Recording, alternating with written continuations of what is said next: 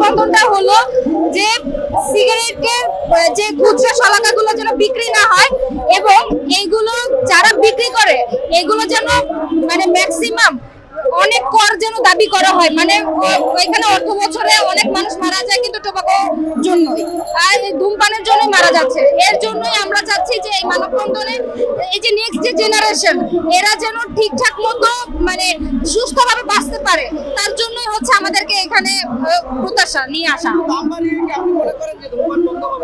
অবশ্যই, কেননা যারা ছোট ছোট বাচ্চারা স্কুল পড়ুয়া বাচ্চাগুলো বিশেষ করে তারাই ম্যাক্সিমাম হচ্ছে টিফিনের টাকা জমিয়ে তারপর এক একটা করে সিগারেট কিনে খাচ্ছে।